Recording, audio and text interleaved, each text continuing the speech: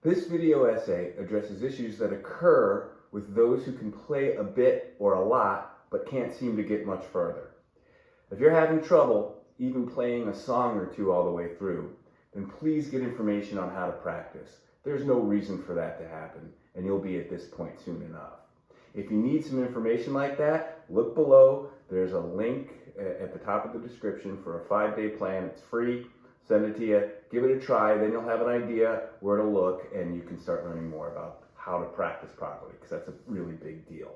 That's surely and certainly what's standing in your way if you can't play any songs and you've been trying. We all know what it's like to work on learning to play something over a long period of time. Sometimes we get it right, the notes, the phrasing, and then give a good performance. But for some reason, it never has that ethereal quality a pro gets in their performance on recordings, does it? We may chalk that up to talent, but it isn't. It's a continued quest well past initial performances. As technical and interpretive elements continue to be refined, other elements come to our attention and are refined as well. This is a process that actually never ends. The more we learn, the more and finer details for improvement we notice. I did a video on this called The Artist's Curse. Check it out. Scary stuff, kids. Anyway, do enough of this and you can sound ethereal too. It just takes time. You are in a different place than the pro that made the recording.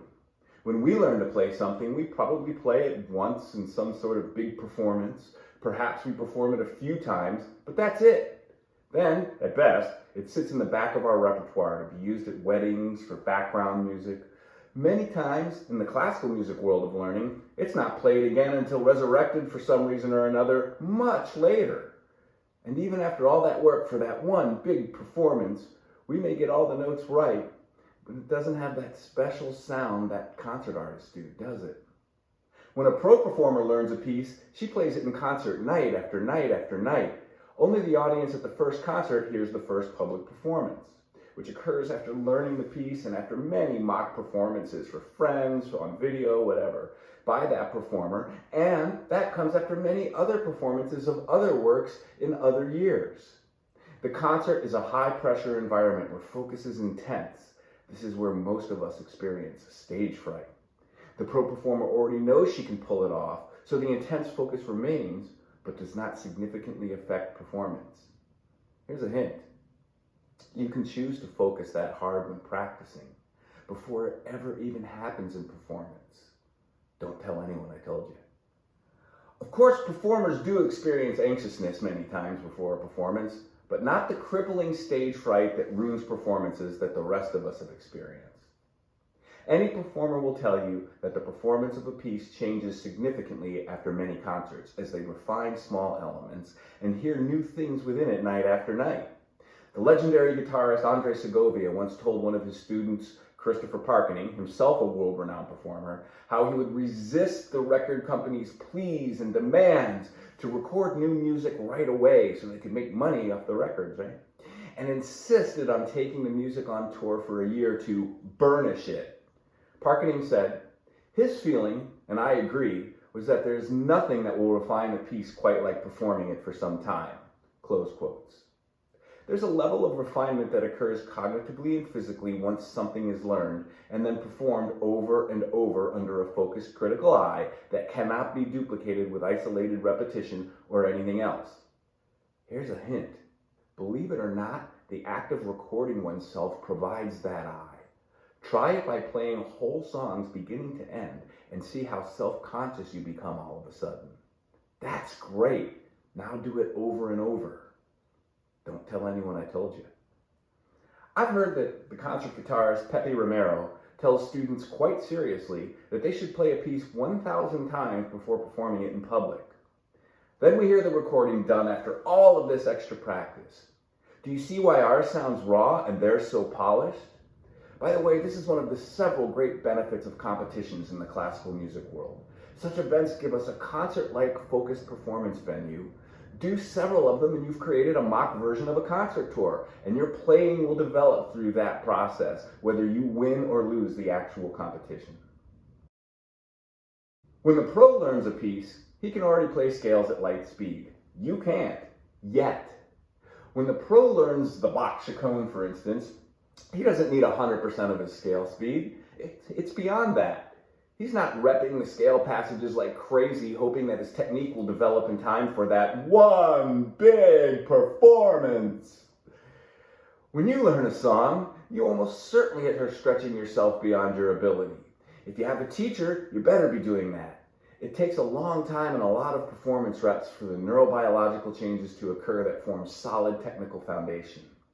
Sorry folks, but that's just the way Mother Nature set it up, and you can't fool her. I know we think that super talented person X or Y was born playing their scales at almost light speed and had to work from there. But they weren't.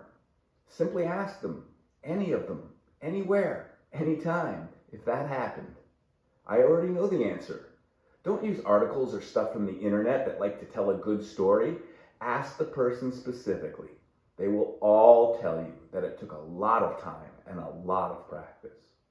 Developing pro-level speed and facility takes thousands of hours, period. No one is exempt, but there's still good news for growing performers. Stay tuned, I'll get to that in a minute. So, we are simultaneously trying to learn how to give an effective performance and developing technique that does not exist yet. This is the difference between the student performer and the professional performer. If we always want to think we need to be the professional, we will not allow ourselves to be the student, and thus we'll never become the professional. This is the trap too many of us get caught in. This is a crucial detail. It takes much longer to develop technique that does not exist than it does to adapt it to a slightly different situation, such as learning a new song.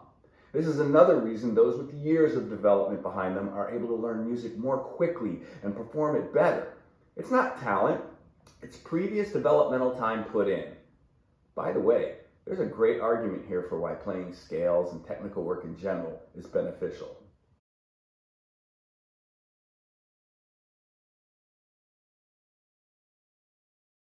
All of this doesn't sound like fun, does it? It isn't. To make things worse, very few know the way practicing really works best. This is the main thing that makes practicing not fun, by the way. These things are why so few get good, but anyone can do it. Faced with years of this, some will give up and blame it on lack of talent. The few that remain seem unusually talented, and the even fewer that see it through to the end, virtuosity, seem singularly gifted. This is why it seems like most virtuosi have to start as child prodigies. This will likely be the subject of a future video essay. I have a lot to say about that. One reason for this is the inefficient practice that most everyone, even the best, use in their practice. If we start practicing a lot as a very young child, even inefficient practice will eventually work, though it will also include a lot of wasted time. A lot of us don't have that time and can't afford to waste any, and there is a better way. Another factor is that it doesn't really bother a 5-year-old to work over and over on things like Twinkle Twinkle Little Star, allowing the time it takes for the initial neurobiological changes to slowly occur over that time. By the time they're self-conscious about that stuff, teenage years or so, they are so much better than their peers that they don't have to play things like Twinkle. They can play more sophisticated stuff. How old are we again? Can we handle the twinkle phase of learning? Did we try to skip it altogether? Never compare ourselves to others by age. Always compare by time put in. If you're 20 and have amassed 2,500 hours of proper practice, the 12-year-old with 3,500 hours of proper good practice will be better. A lot better. So you're only 1,000 hours away from them. Cool. And if you're 20 and have 25 hours of the usual inefficient play and pray type of practice, a 12-year-old with much less than that, but who is practicing properly and knows how it works, will be a lot better than you. Starting to see how this works? And we haven't even considered the seasoned professional who you hear now after many tours and recordings. As each element is addressed, like spiccato, legato, marcato, Ricardo, other elements become more obvious over time. No wonder these performers can hear small details and offer solutions in master classes and to things that most of us can't see or hear. That is when they're not telling us what our teacher has already told us 1,000,000 times already, right? I've told you 1,000,000 times, not to exaggerate. First, Make sure you have some songs that you continue to develop over time. Perform them whenever you get a chance, including regularly in practice. Etudes are great for this, and there's plenty of other music that works as well. If you play popular styles, there are backing tracks available so you can play at tempo with accompaniment without needing a band rehearsal. When you notice something that you would like to improve, tone, phrase shape, a note that isn't speaking, whatever, stop and spend a few minutes working on it and understand what practice techniques really work so you always have a solution. Second, we are growing and learning. Think of the music we have learned in the past that we can now play well. There was a time not so long ago that those things seemed impossible, and now we can play them. So we're already there. We're making music. There's really no need to be upset that we can't play more difficult advanced stuff yet. We'll get there if we want, but it will take more time, and it'll take more time than we feel it should. Remember, Mother Nature never promised us after X amount of hours or Y amount of months that it would be enough time to complete the process of changing our brains as needed to accomplish our goals. That's why when you set your senior recital a year in advance and told yourself you were going to practice your butt off, and you put all that high-level concert repertoire on there, it still went bad. It's not because you can't do it, it's because you put too much in the bucket to try and get ready for that concert. It takes as long as it takes. I've noticed unscientifically that it appears to take about 500 hours of practice to make major leaps at the more advanced levels. And this, even if you practice that hard for your senior recital, you have to be doing it right, not the play and pray way. However, earlier levels of learning, like the twinkle phase, can produce good, satisfying performance with much less time and work. So don't think you're doomed to be terrible until you're great. Every step, if we are practicing well, will produce good performance. If your goal is to sound like a professional performer, then do what they did, not what they do. Embrace where we are at and enjoy what we play currently. We are making music. Look at the big picture long term and love the fact that we can improve at many things as long as we know the solutions.